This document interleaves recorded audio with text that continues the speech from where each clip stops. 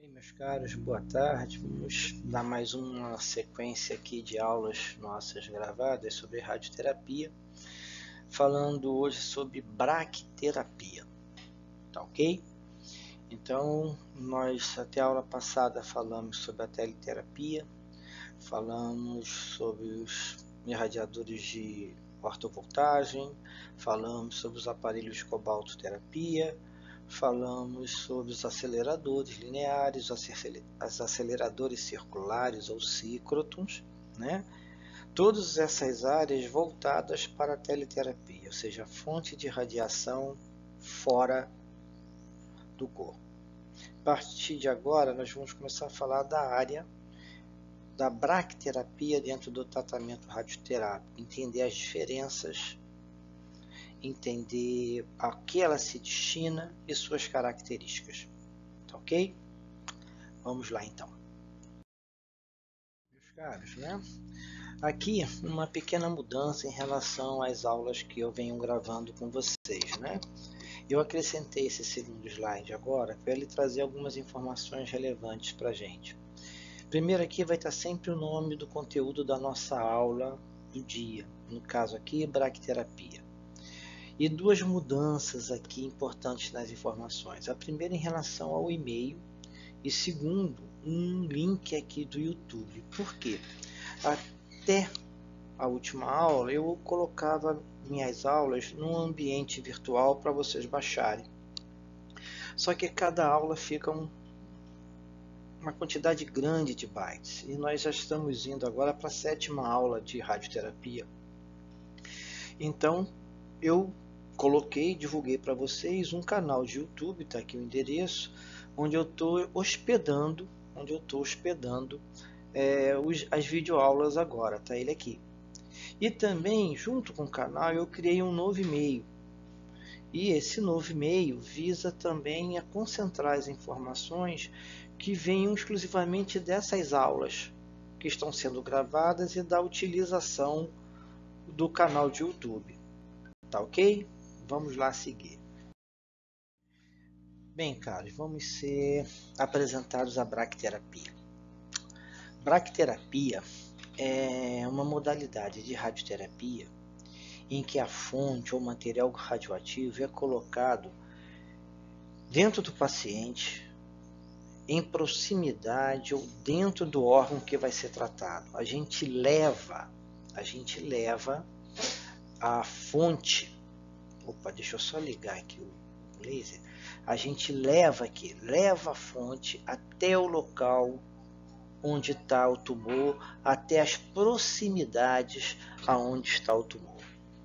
Isso traz diferenças grandes em relação à teleterapia. Na teleterapia, feixe de fora para dentro passa por tecidos sadios antes de chegar ao tecido tumoral. Na braquiterapia, a fonte é levada até o tumor. Então, quanto mais próximo da fonte, maior a dose. Então, as maiores doses são dadas no tumor. Né? Isso tem vantagens e isso tem desvantagens que a gente vai começar a analisar a partir de agora. Mas é uma mudança bastante significativa, que leva a outras. A fonte pode ser colocada e permanecer um tempo naquela região produzindo uma dose, que é um tipo de braquiterapia que a gente vai analisar, ou a fonte pode ser colocada e permanece lá. Enquanto ela tem uma vida útil ativa, ela vai dando dose naquele tumor. E essa diferença de braquiterapia está muito vinculada também à meia-vida de cada fonte.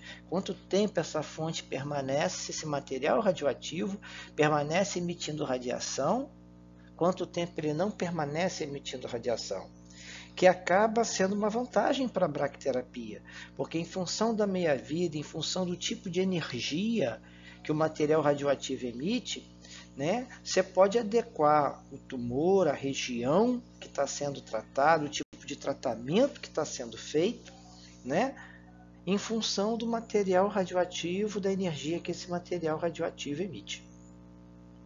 Então agora a gente vai começar a analisar de uma forma mais bem detalhada a questão da bracterapia. Eu faço muito uso de um tratamento de próstata para começar a falar de bracterapia, porque quando a gente fala de radioterapia, vem logo em mente, né, a questão do tratamento de mama, o tratamento de colo de útero, que é verdade, que são patologias, tumores que acometem infelizmente muito mulheres no nosso país, mas fica sempre aquela coisa de algum tratamento à mulher, né? E o câncer de próstata, que é o câncer que mais acomete os homens neste país, longe, só perde, como qualquer tipo de câncer perde, para o tumor de pele, né? Para o câncer de pele, mas tirando o câncer de pele, que é o câncer que mais acomete homens e mulheres brasileiros, né? O câncer de próstata é de longe o câncer que mais acomete homens. E normalmente, quando ele é diagnosticado, né, infelizmente não tem muita coisa que fazer. Porque ao contrário das mulheres que se tratam, né, os homens não se tratam. Né? O homem parece uma ofensa pedir para que ele vá a um urologista fazer um exame de toque. É uma ofensa pedir que ele se trate. Aí quando ele quer se tratar, que está diagnosticado o câncer, aí infelizmente não tem mais nada que se fazer. É só melhorar a qualidade de vida e dar o tempo de vida que a medicina e Deus permitir a ele. Mas ele acaba pagando pelo preconceito e não se tratar, né? E antes que alguém pense, mas existe o PSA, não substitui o exame de toque. O PSA, para quem se trata há bastante tempo, quem faz exames com urologista de forma regular, que fez exames de toque, que teve sua próstata mapeada ao longo de um processo de tratamento, que já fez os exames de ultrassonografia abdominal. Aí o exame de PSA serve como indicativo de evolução do tratamento. Mas um brasileiro que pula de médico como quem faz pipoca numa panela, né? Isso é um fato raro. No Brasil, infelizmente, o exame de PSA é usado para mascarar o preconceito que a maioria dos homens tem de não se tratar e morrem por causa disso. Desculpe eu não ter brincadeiras em relação a isso, né? E eu preciso fazer uso desse aviso numa aula, porque basta vocês consultarem o INCA para ver o percentual de mortes de homens por câncer de próstata, por terem um preconceito absurdo que não se justifica e não se tratar. Então, quando eu chego no ponto da bracterapia, eu sempre trabalho em cima dessas imagens, para ver se leva um pouco de luz e as pessoas se tratem, e os homens se tratem, e deixem um pouco desse preconceito de lado. Ok? Vamos continuar nossa aula. Vamos continuar falando da bracterapia e vamos elencar alguns pontos que são vantagens que a gente tem que manter na mente do uso da bracterapia. A bracterapia ela trata o volume tumoral de uma maneira diferenciada, porque eu estou levando a fonte até o volume tumoral. Fazendo isso, eu preservo ao máximo as estruturas normais vizinhas. Lembra, são radiações gamas normalmente que a gente trabalha nesses tratamentos, ou radiação beta, que também tem um alcance limitado. Então, quanto mais afastado, menos dose. Então, eu estou dando maior dose aonde está o tumor, e conforme eu me afasto da fonte, a dose cai. Né? Uma outra correlação em relação à terapia de bracterapia é uma terapia de curta distância, onde a fonte que é encapsulada é uma fonte selada, não nos esqueçamos disso, trabalhando com radiação beta ou gama, né, vai produzir a maior dose a poucos centímetros do volume tumoral. E isso é um dado bastante significativo. Né? A gente, com a bracterapia, é possível irradiar volumes alvos muito pequenos, com doses altas. Ou seja, a gente vai entregar uma dose muito alta àquele tecido, aquele volume tumoral. Né? E conforme nos distanciamos do elemento radioativo, de novo, a dose cai rapidamente, preservando essas estruturas normais, de tecidos normais vizinhos. Né? Uma outra coisa, o elemento radioativo é colocado em proximidade ou dentro do órgão a ser tratado, podendo ser utilizados elementos radioativos específicos de pequeno tamanho e formas variadas. Então a gente pode moldar um conjunto de fontes em torno daquele volume tumoral, né? Que colocando um posicionamento através de catéteres, de guias muito bem definidos, né? Com técnicas disponíveis que se tem para a bracterapia, que nos possibilitam dar uma dose muito alta naquele volume tumoral e preservando os tecidos sadios no entorno. Sempre lembra, a gente está levando a fonte até o tumor.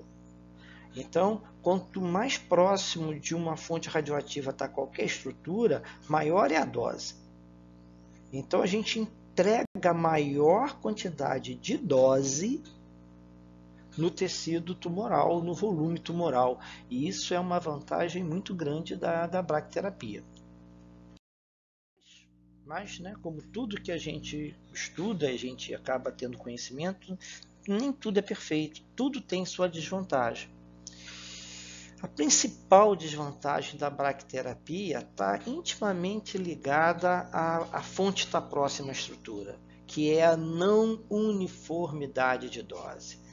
Uma fonte, um material radioativo, é diferente de uma fonte externa de radiação com colimador direcionando um feixe. Se você coloca a fonte, aquela fonte está irradiando radiação de forma radial, 360 graus para todos os lados. Tá ok? Então, quando faz isso, ela também não dá uma dose uniforme. Porque para a dose uniforme, a gente tem que privilegiar o paralelismo dos raios. Lembra disso? E quando você tem em torno de uma fonte, uma fonte bem diminuta, e a radiação saindo de forma radial, a gente não tem essa uniformidade dos doses. Ela é muito intensa, tá? Mas a gente não tem a uniformidade de dose que desejaria. De outra forma, questão de segurança com as radiações. Né?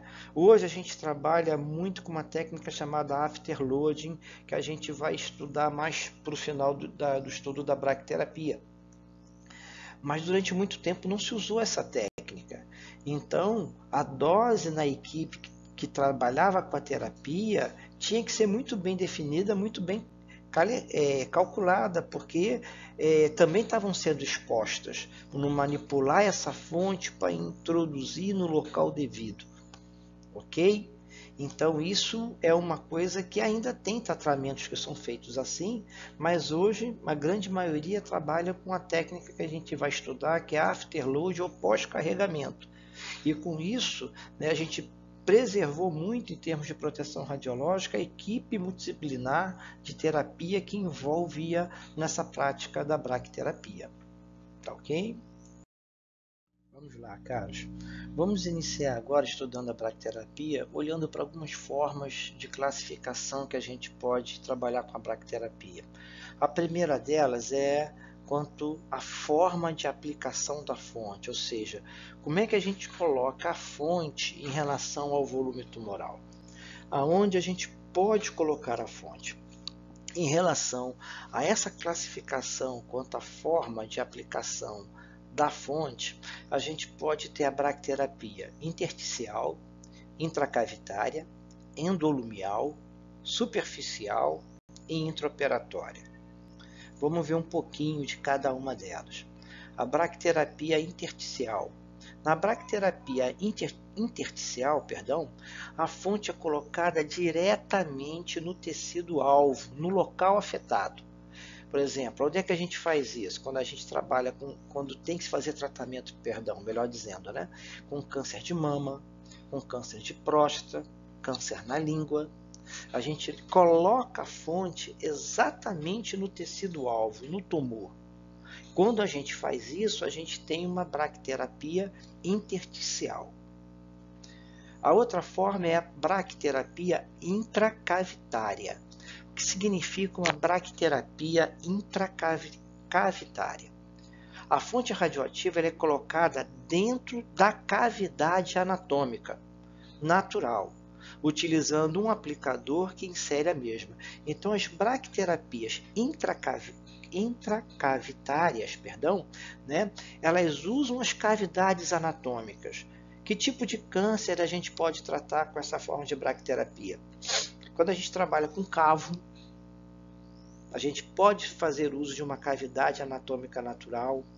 Quando se tem câncer em vagina, quando se tem câncer no reto, as cavidades anatômicas naturais são utilizadas para a gente levar a fonte até onde está esse tumor. Então, esse tipo de braquiterapia a gente chama de intracavitária. Braquiterapia endolumial. Nessa braquiterapia endolumial, a fonte radioativa é aplicada de maneira similar à intracavitária, mas a gente vai fazer uso de vasos sanguíneos, né, intestino, brônquios, esôfago ou qualquer estrutura tubular do nosso corpo. Ou seja, a gente pode fazer acesso por essa estrutura tubular anatômica para que a gente possa levar a fonte até onde tem o volume, onde tem a massa tumoral. Esse tipo de braquiterapia, né, a gente chama de braquiterapia endolumial. Braquiterapia superficial. Nessa braquiterapia, a fonte radioativa é aplicada em tratamentos sobre a pele, porque a gente vai colocar a fonte sobre a pele, sobre a região do tumor, para fazer o tratamento. Então, é a braquiterapia superficial. E por último, a braquiterapia intraoperatória, onde a fonte radioativa é colocada dentro do paciente, sobre a região exposta, por um ato cirúrgico. Então, através de um ato cirúrgico, a fonte radioativa é colocada dentro do paciente, sobre a região que tem que produzir a exposição, sobre a região onde tem o volume tumoral. Então, para essa braquiterapia, a gente chama de braquiterapia intraoperatória. Ok? Vamos lá, meus caros. E a outra classificação que nós vamos ver na aula de hoje é sobre a classificação da braquiterapia em relação à taxa de dose, né? Ficou dobrado aqui, peço desculpa, depois eu vou corrigir, mas é quanto à taxa de dose das fontes radioativas utilizadas, tá? Então, classificação quanto à taxa de dose das fontes radioativas localizadas, tá? Aqui nós vamos classificar as fontes em relação à sua capacidade de emitir radiação ionizante, consequentemente de taxa de dose que a gente pode usar, né?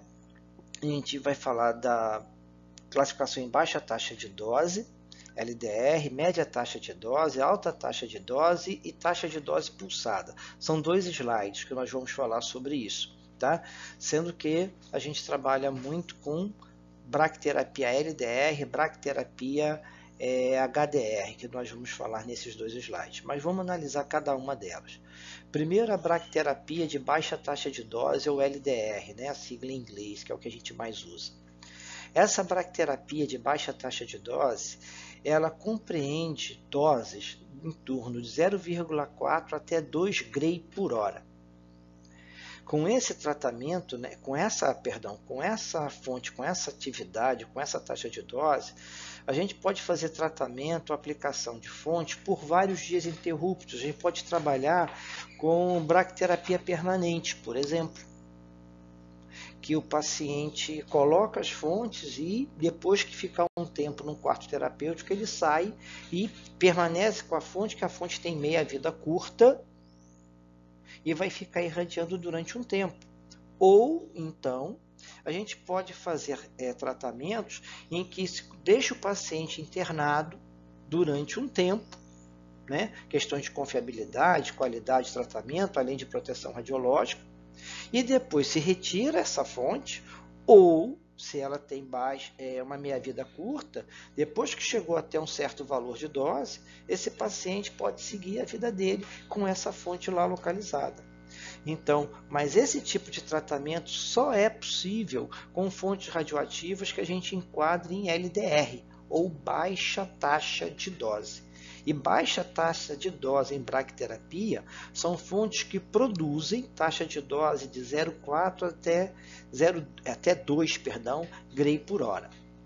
Uma outra classificação, MDR, mede a taxa de dose, compreende fontes que são capazes de fornecer doses de 2 a 12 Gray por hora, mas não tem um uso clínico muito comum essas fontes, tá? Porque normalmente a gente trabalha com esse tipo aqui, ó, LDR, ou quando o médico, né, analisa, faz o estadiamento do tumor e planeja o tratamento, ele se acha que chega à conclusão, melhor dizendo, né, que trabalhar com LDR não é a melhor terapêutica, ele faz um tratamento de HDR ou faz um tratamento pulsado que a gente vai ver no próximo slide. Ok? Mas existe a classificação de média taxa de dose, MDR, que normalmente é uma taxa de 2 a 12 grays por hora. Ok? E aqui, né, fechando o nosso estudo, né, com relação a sobre bracterapia por hoje, fechando com a classificação em taxa de dose por fontes radioativas, a gente tem o tratamento por HDR, ou alta taxa de dose, que são as fontes que produzem doses acima de 12 Gray por hora. Essas fontes possibilitam um tratamento que dura alguns minutos, podendo incluir várias sessões e podendo ser feito também em ambiente ambulatorial. Esse tipo de tratamento hoje está intimamente ligado a uma outra classificação, que é o de carregamento da fonte por afterload, que a gente vai ver na próxima aula, né, em função dessa taxa de dose mais elevada. São fontes que o paciente fica no quarto terapêutico, é um tratamento de bracterapia que ele fica no quarto terapêutico, essa fonte é introduzida lá por alguns minutos e depois retirada de dentro do paciente aonde está a fonte. Tá? Bracterapia por HDR, alta taxa de dose. Né? Numa classificação de fontes que tem na Agência Internacional de Energia Atômica, né? Uma classificação de 5 itens em relação à periculosidade das fontes, né? Uma categorização de fontes na agência, as fontes de bracterapia HDR são enquadradas em categoria 2 e categoria 3. Categoria 3 são as fontes perigosas e categoria 2 são as fontes muito perigosas. Né? As fontes de categoria LDR estão classificadas ali, categoria 4, que são as fontes provavelmente perigosas. Tá? Mas as fontes de HDR são fontes classificadas em categoria 3, categoria 2, ou seja, fonte perigosa, fonte muito perigosa. Uma fonte é classificada como perigosa quando ela é capaz de produzir um efeito determinístico. Então existe todo um controle, todo um planejamento minucioso de proteção radiológica para você poder fazer um tratamento de HDR, e todo o tratamento de bracterapia exige isso, porque mesmo uma fonte considerada de baixa taxa de dose, como o LDR, né, 0,4 Gray por hora, não é uma taxa de dose nível ambiental. É uma taxa de dose baixa para os padrões de uma bracterapia, mas não é uma taxa de dose do meio ambiente. E a última item da classificação por taxa de dose de fonte radioativa que nós vamos falar hoje é sobre a taxa de dose pulsada, né, o PDR, que consiste em simular o efeito biológico de um tratamento LDR, administrando uma dose de tratamento pulsada, né, em forma de pulso, com taxas entre 1 e 3 grays por hora, em certos intervalos de tempo. Ou seja, com doses mais altas, a gente tem como trabalhar como se fosse um tratamento de LDR. Tá? Geralmente a cada hora a gente se faz isso.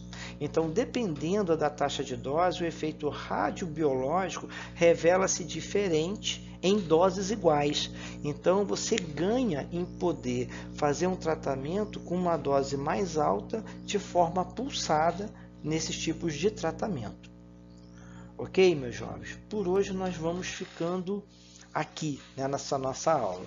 Na semana que vem a gente continua na classificação e vai retomar falando como a gente coloca a fonte, né? Onde a gente leva a fonte, e continuar estudando um pouco mais sobre bracterapia, que é uma forma de tratamento de radioterapia, né? A radioterapia a gente pode dividir em dois grandes blocos de tratamento, a teliterapia e a bracterapia, que nós estamos começando a estudar a partir de hoje. Ok? Tá? Até a nossa próxima aula, então. Até lá!